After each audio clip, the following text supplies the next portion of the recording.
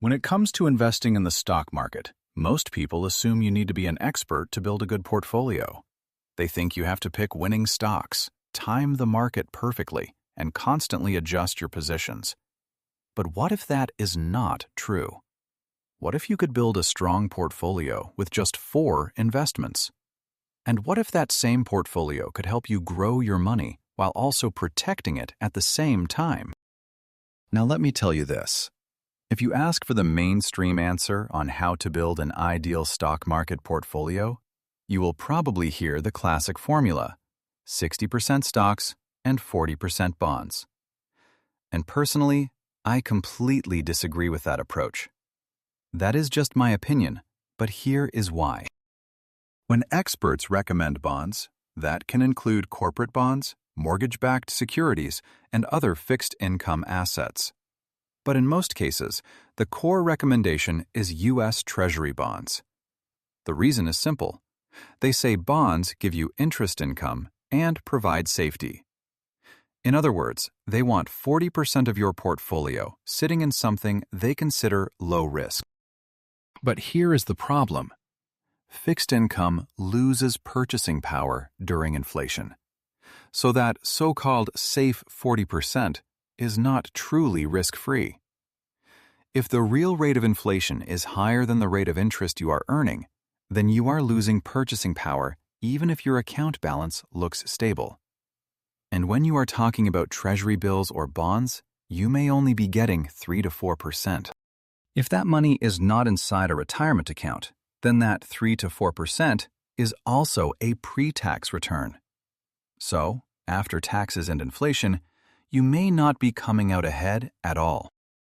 Now I want to show you what I personally prefer, or what I would consider a more ideal structure. And to be clear, I am talking about viewing all of your paper investments as one full picture. That means your 401k, 403b, IRA, and taxable brokerage accounts. I am not including your primary residence, rental real estate, physical precious metals, 529 plans, or HSAs. I am talking specifically about your investable financial assets. So here is how I would structure that portfolio as a whole.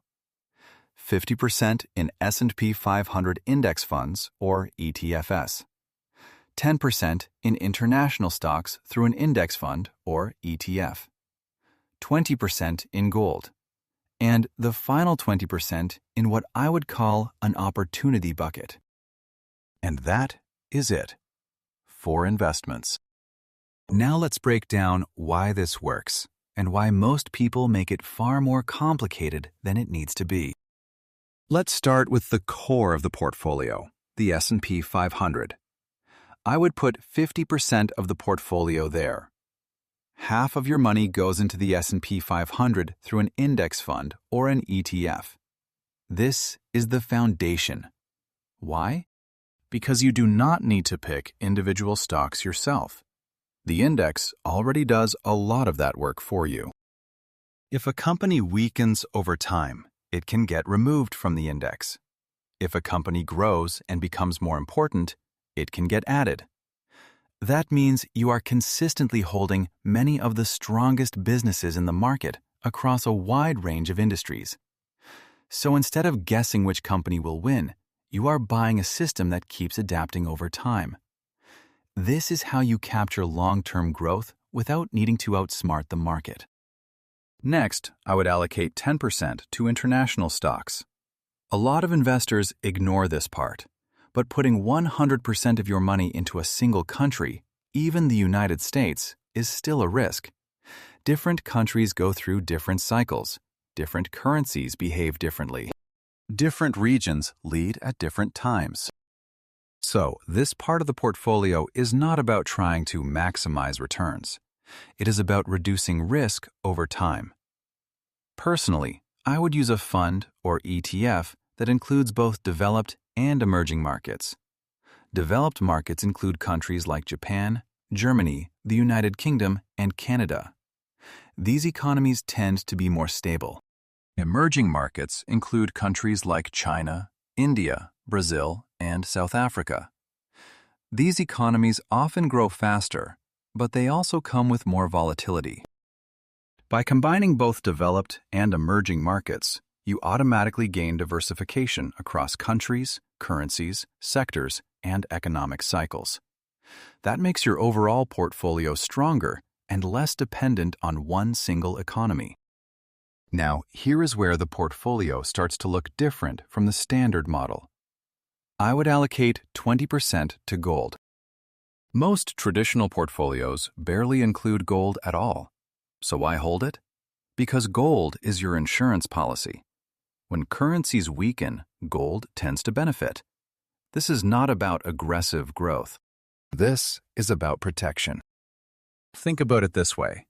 If you buy one gold coin and hold it for 5 years, you still have one gold coin.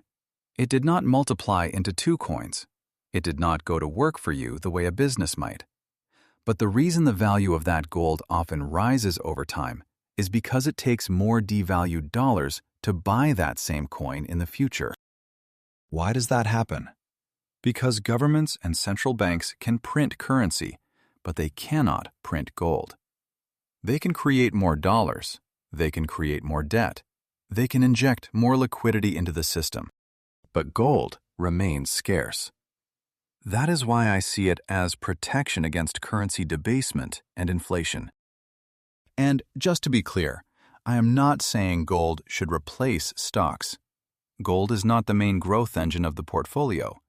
Its job is to help balance the portfolio and protect you during periods when money is losing value or when financial conditions become unstable. Now let's move to the final 20%, the opportunity bucket. This is the flexible part of the portfolio. This is where you can take calculated risks and invest in areas where you have strong conviction.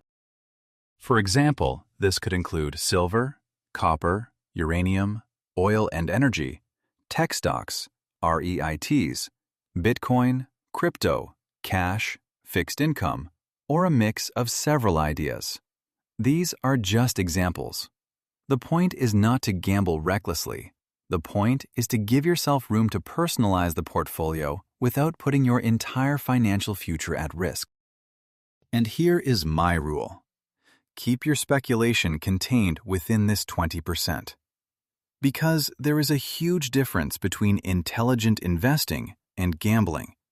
This structure gives you room to pursue upside without risking the entire portfolio on one idea. So, what does this allocation actually achieve? First, it gives you growth through stocks. Second, it gives you protection through gold. Third, it gives you diversification through international exposure and alternative assets. And fourth, it gives you flexibility through the opportunity bucket. But most importantly, it helps you stay invested. Personally, I would not try to time the market. In my opinion, the best approach is to have a long-term mindset and keep your money invested. Yes, there will be ups and downs. Yes, there will be crashes and corrections. But over time, the system is built in a way that pushes asset prices higher. Why? Because of money printing, inflation, and expanding liquidity. When markets fall hard, what usually happens? Central banks intervene. Governments intervene. More money enters the system. Eventually, markets recover and go on to reach new highs. That is the pattern we have seen again and again. Just think about it logically. Do you believe the median home price will ever go back to $50,000 like it was decades ago? Probably not.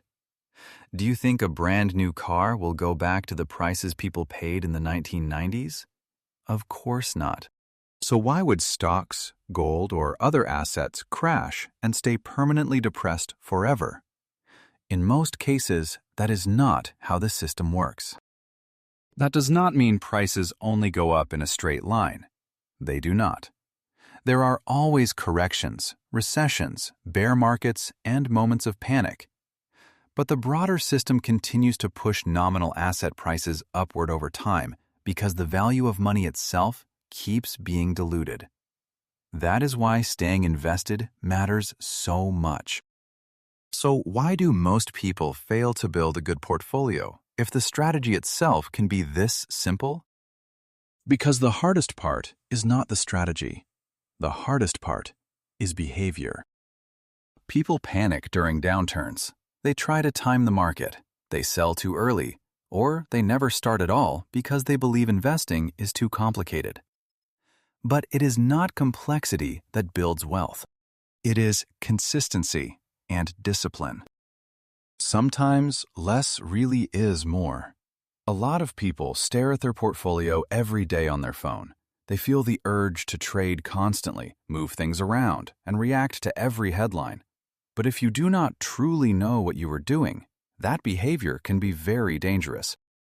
Most industry-standard portfolios are built around stocks, bonds, and very little or no gold. And why is that? Because the system is designed around financial assets, not necessarily around real protection. Bonds are labeled safe, but in inflationary environments, they can quietly lose purchasing power.